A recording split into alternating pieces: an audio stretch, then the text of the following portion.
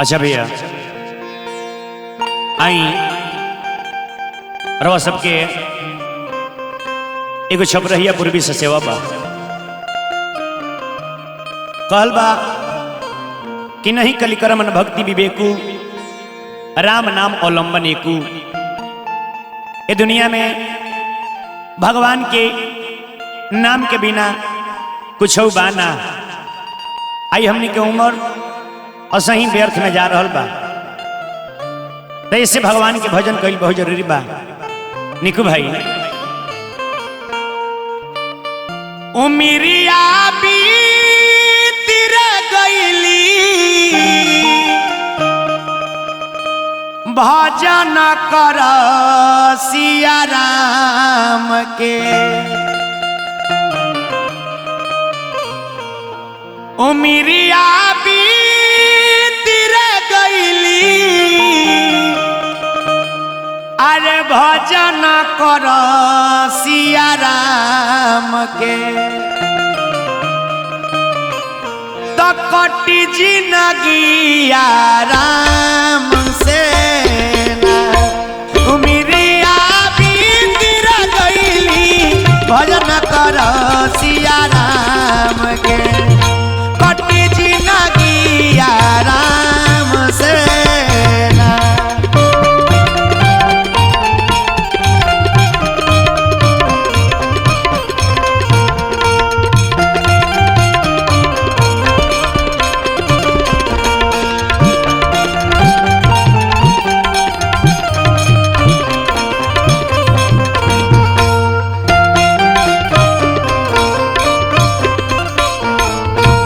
बना रहा बबलू बबुआ। यह बात है, यह बात है।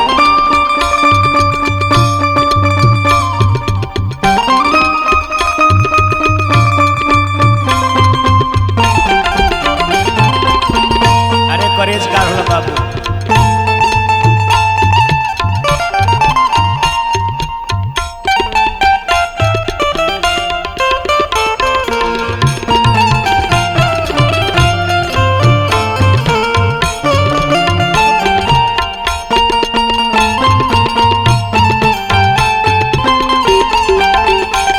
निकू भाई बना रही।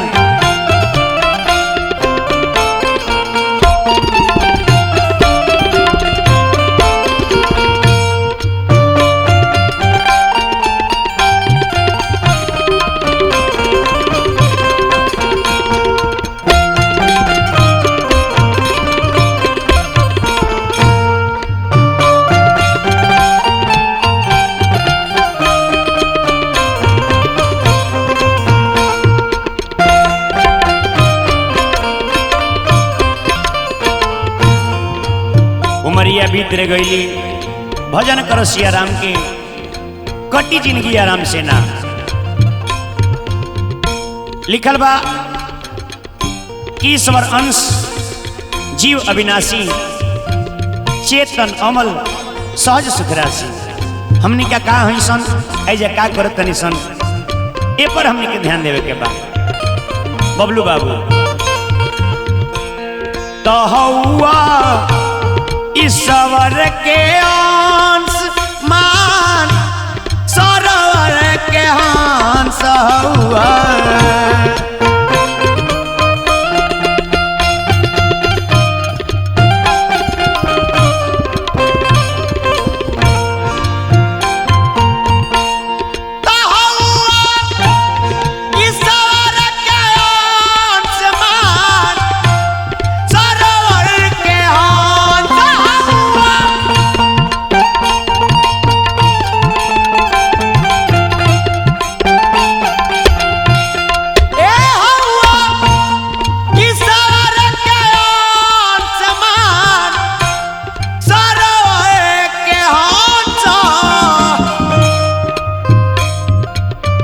मान सरोवर के हंस होके एजा तू का करता रह। तनाता जोरल रे बारो क्रोध मोह काम से। तनाता जोरल रे बारो क्रोध मोह काम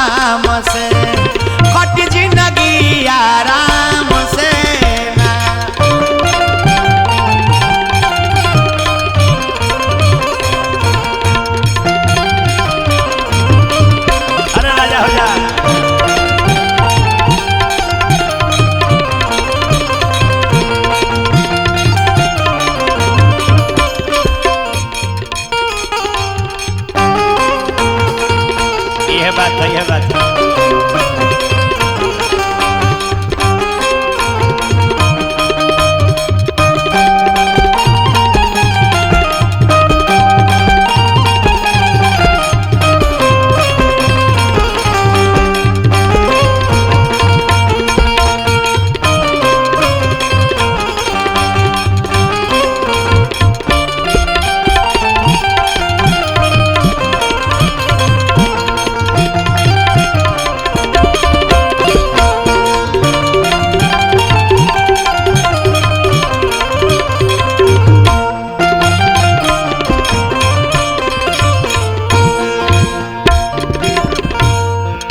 तुलसी बाबा लिखता नहीं कि बड़े भाग मानुष तन पावा, सुर दुर्लभ सब ग्रंथ यही गावा।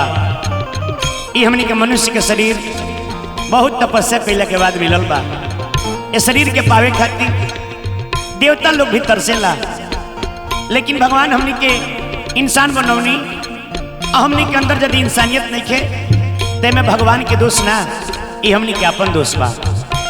ऐसे निकू भाई तमानो हौवा तो जानो दया के छाता सर पे ताना मानो।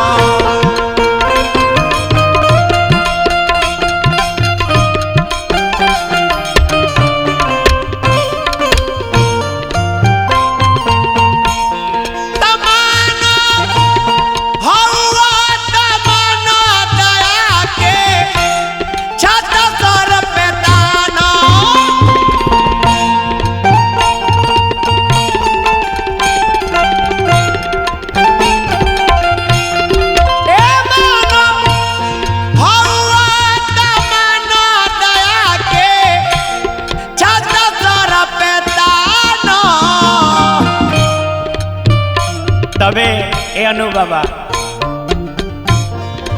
तबे बचबे बाबू पाप रूपी घाम से, तबे बचबे बबुआ पाप रूपी घाम से, कट जिंदगी आराम से ना।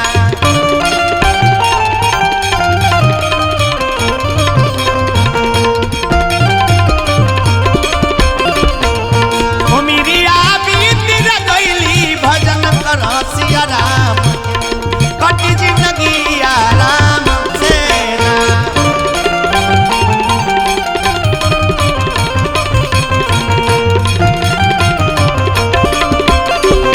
जय हो जय हो।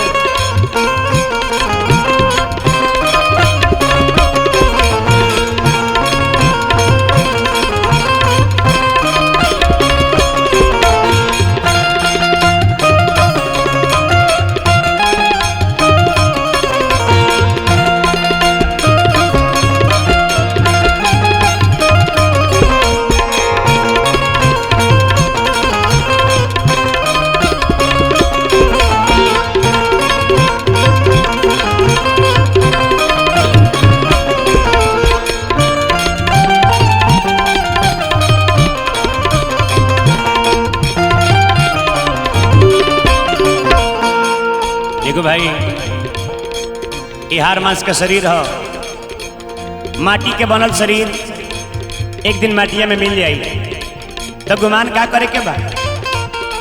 ऐसे बबलू बाबू जे ही पर कैलाया अभिमान नहीं हो 4 दिन के जान जे ही पर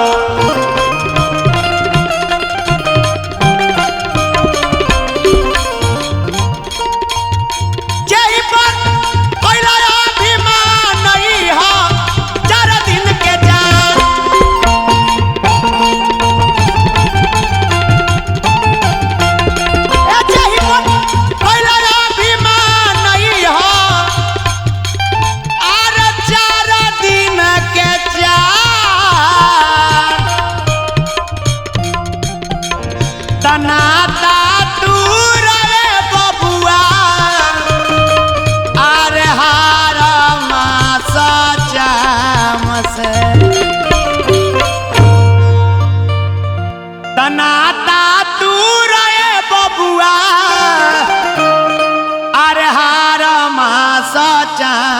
से तो कटी जिंदगिया राम से ना।